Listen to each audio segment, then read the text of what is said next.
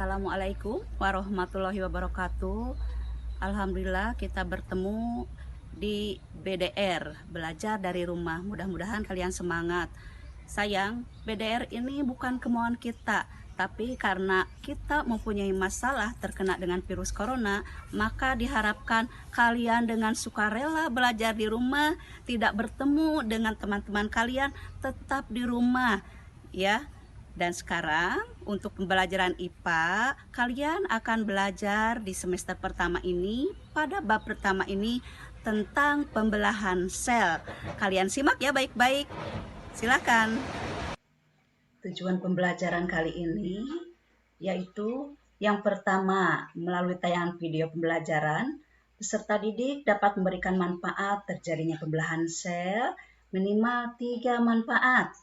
Yang kedua, melalui tayangan video pembelajaran ini, peserta didik dapat menggolongkan pembelahan sel pada tubuh dan pembelahan sel pada kelamin dengan tepat. Yang ketiga, sayang, melalui tayangan video pembelajaran ini, peserta didik dapat membedakan fase-fase yang terjadi pada pembelahan sel mitosis dan meiosis dengan jelas. Berarti di sini kalian dapat membedakan yang mana pembelahan sel mitosis dan yang mana pembelahan meiosis dengan jelas ya. Nah, Ibu akan mengingatkan kembali apa yang maksud dengan sel. Kalian sudah mengetahuinya waktu di kelas 7. Nah, sel, jaringan, organ, dan sistem organ. Yang pertama di sini sel, di sini ada sel epitel, sel darah, sel otot, sel lemak. Ini akan membentuk jaringan lemak kalau sel lemak, jaringan otot terbentuk dari sel otot, sel darah akan membentuk jaringan darah, sel epitel juga akan membentuk jaringan epitel. Jaringan-jaringan ini berkumpul pada membentuk suatu organ. Misalnya di sini lambung. Organ ini akan bergabung dengan organ-organ lainnya membentuk sistem organ. Sistem organ ini pada pencernaan misalnya itu terjadi pada tubuh organisme. Jadi akan membentuk suatu organisme. Di sini contohnya manusia. Nah, berarti sel akan membentuk suatu jaringan, jaringan akan membentuk suatu organ, dan organ kerjasama dengan organ yang lain akan membentuk sistem organ yang terjadi pada tubuh organisme. Selanjutnya, kita akan belajar tentang pembelahan sel. Nah, materi pembelahan mitosis, materi pembelahan mitosis ini merupakan penghasil dua sel anakan dengan materi genetik identik dari sel induk. Pembelahan mitosis terjadi pada organisme yang mengalami pertumbuhan, perbaikan, atau reproduksi aseksual. Jumlah kromosom sel anakan adalah 2N atau disebut dengan diploid. Siklus hidup sel dibagi menjadi 2 fase. Yang pertama fase pertumbuhan atau interfase dan fase pembelahan. Jadi tahap-tahapnya ini interfase, profase, metafase, anafase, dan telofase. Kita perhatikan di sini gambarnya, ini pada tahap telofase. Kita lihat lagi di sini akan yang pertama profase, yang tadi metafase, lalu anafase, dan yang terakhir ada telofase. Kita lanjut. Nah, pada fase pertumbuhan atau fase interfase, pada tahap ini merupakan tahap persiapan pada setiap sel yang akan melakukan pembelahan. Tahapan yang paling lama dalam siklus sel. Pada interfase juga ini terjadi proses metabolisme yang tidak berpengaruh dalam perubahan Morfologi sel terdiri atas 3 fase. Gap 1 yaitu gap 1, F sintesis, dan G2 atau gap 2. Pada fase G1 ini terjadi pembentukan organel-organel sel pada pertumbuhan sel. Fase S terjadi proses replikasi DNA.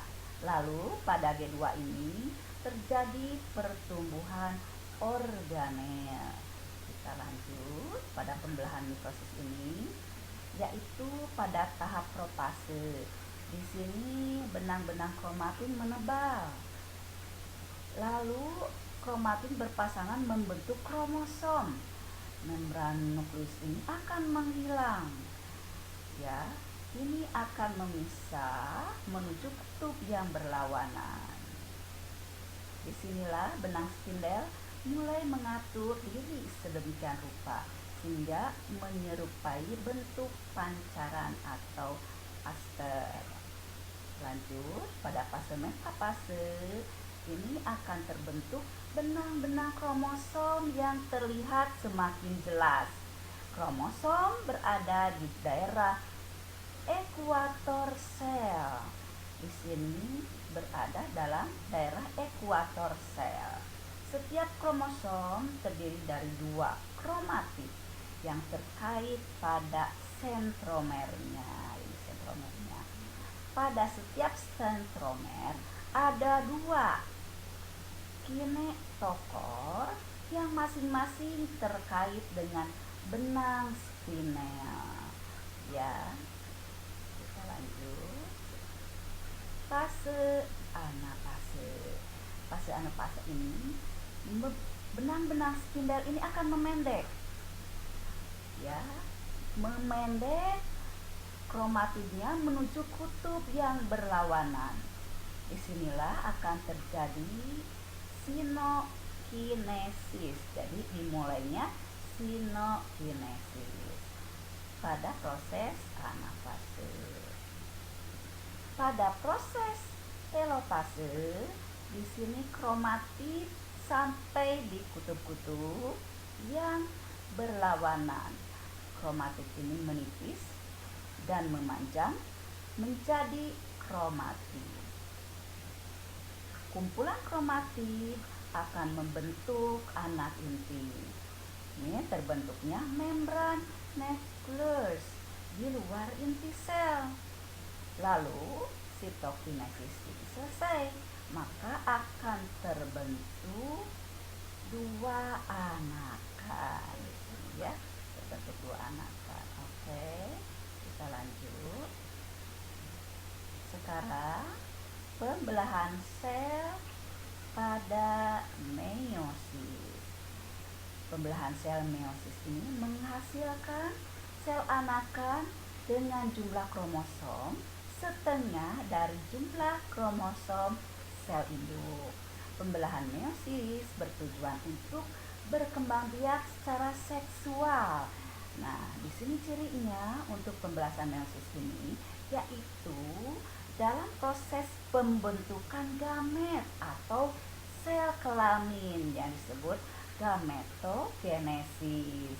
Meiosis mengalami pembelahan inti 2 kali sehingga satu sel diploid atau 2N akan menghasilkan 4 sel haploid atau N. Nah, sebelum pembelahan sel meiosis terjadi, sel mengalami pertumbuhan yang disebut dengan interfase seperti pada tahap pembelahan mitosis. Jadi kita lihat pada meiosis yang pertama terjadi fase protase 1, lalu metafase 1, selanjutnya anafase 1, lalu telofase 1. Ini berulang, meiosis kedua. Maka disebut juga fasenya profase 2, lalu metafase 2, anafase 2, dan telofase 2. Jadi untuk pembelahan sel secara meiosis akan terjadi 2 kali pembelahan sel dengan fase-fase yang berulang. Nah, pada fase meiosis 1 ini, fase 1 subnya ini akan membentuk inti yang mulai menghilang. Jadi membran intinya akan mulai menghilang, terbentuk gelondong pembelahan. Kromosom menebal dan kromosom homolog saling berpasangan. Terjadi pindah silang. Ini terjadi pertukaran segmen melalui DNA yang sesuai di antara 2 kromatin. Selanjutnya, pada metafase kedua, kromosom homolog akan bergerak ke bidang ekuator. Ini bidang ekuator di tengah itu ya, dengan sentromer mengarah ke kutub. Sentromernya mengarah ke kutub. Lalu masing-masing kromosom berikatan dengan benang spindle pada bagian sentromer. Ini pada tahap metafase pertama atau ke-1. Selanjutnya, anafase ke-1, kromosom homolog ditarik oleh benang spinel ke arah kutub pembelahan sel sehingga tetrad berpisah dan kromosom bergerak menuju kutub yang berlawanan. Selanjutnya ini membran sel mulai melekuk di bagian tengah. Lalu anafase ini membagi isi kromosom diploid menjadi haploid. Itulah anafase pertama. Selanjutnya telofase pertama. Telofase pertama ini retikulum endoplas membentuk inti di sekitar kromosom pada kutub pembelahan. Nukleus mulai terbentuk, terjadi sitokinesis.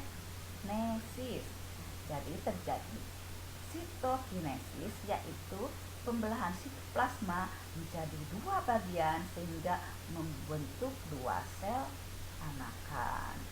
Jadi di sini membentuk 2 sel anakan. Selanjutnya pada profase kedua, membran nukleus dan nukleus mulai menghilang kembali. Kromosom membelah dan sepasang sentriol memisah menuju kutub-kutub yang berlawanan di antara keduanya, membentuk benang spindel yang memancat dari kedua sentriol. Waktu ini lebih singkat dibandingkan dengan tahap lain.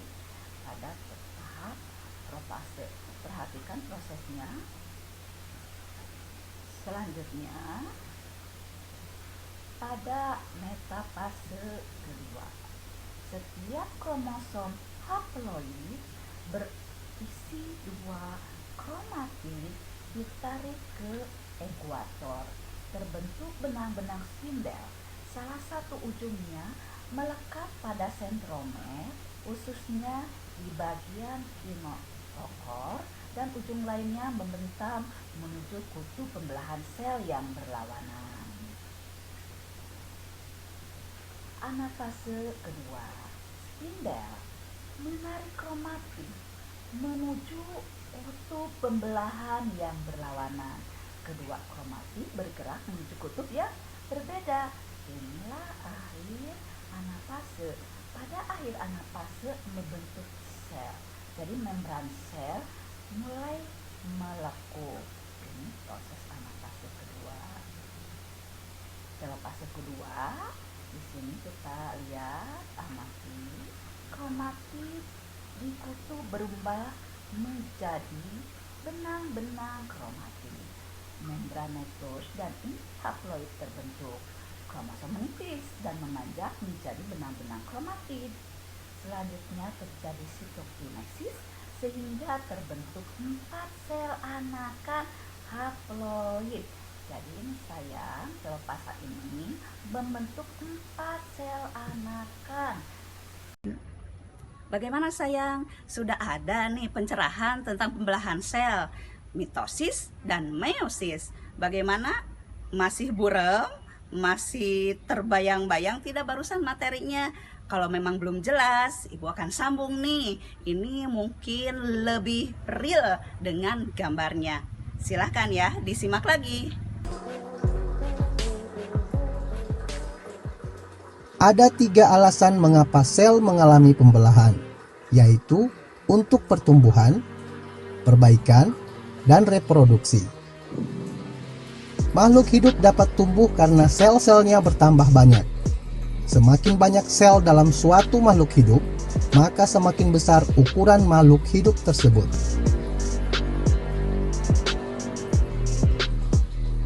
Pernahkah kamu mengalami luka pada bagian tubuhmu?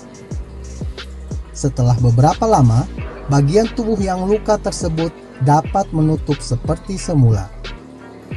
Pada intinya, bagian tubuh yang mengalami luka mengalami kerusakan jaringan. Perbaikan jaringan yang rusak pada tubuh kita adalah hasil dari proses pembelahan sel. Reproduksi atau perkembangbiakan adalah ciri lain dari makhluk hidup. Pada proses reproduksi seksual, diperlukan sel kelamin untuk membentuk individu baru atau anakan. Proses pembentukan sel kelamin ini dilakukan dengan cara pembelahan sel.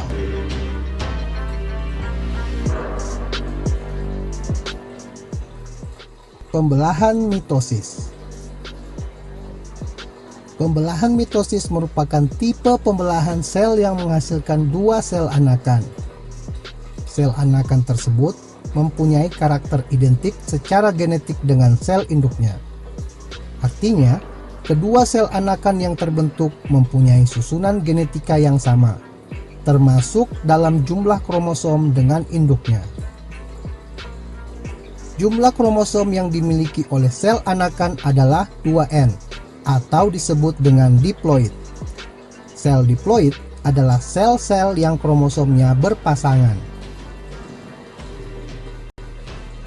Pembelahan mitosis merupakan proses yang berkesinambungan yang terdiri atas 4 fase pembelahan. Fase tersebut terdiri atas profase, metafase, anafase, dan telofase. Setiap fase pembelahan memiliki ciri-ciri yang berbeda. Pada tahap akhir dari pembelahan mitosis, yaitu fase telofase, umumnya selalu diikuti dengan pembelahan sitoplasma yang disebut dengan sitokinesis. Pada saat ini, terbentuk cincin pembelahan yang berfungsi membagi sitoplasma sehingga terbentuk 2 sel anakan.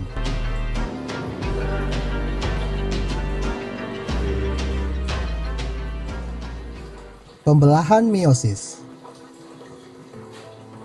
Pembelahan meiosis adalah pembelahan yang menghasilkan 4 sel anakan yang masing-masing sel anakan hanya memiliki separuh dari jumlah kromosom sel induk. Dapat dikatakan bahwa jumlah kromosom yang dimiliki oleh sel anakan adalah N, atau disebut sebagai haploid. Oleh karena itu, meiosis disebut sebagai pembelahan reduksi. Berbeda dengan mitosis, pembelahan meiosis berlangsung dalam 2 tingkat, yaitu meiosis 1 dan meiosis 2.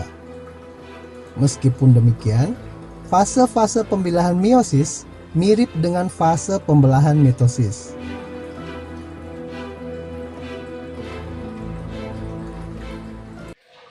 Bagaimana? Kalian sudah paham tuh tentang pembelahan sel, manfaatnya, serta perbedaan pembelahan sel mitosis dan meiosis. Untuk mengukur pemahamanmu, maka kau harus mengerjakan beberapa soal. Klik linknya ya. Kita bertemu lagi dengan pembelajaran BDR berikutnya. Selamat belajar. Wassalamualaikum warahmatullahi wabarakatuh.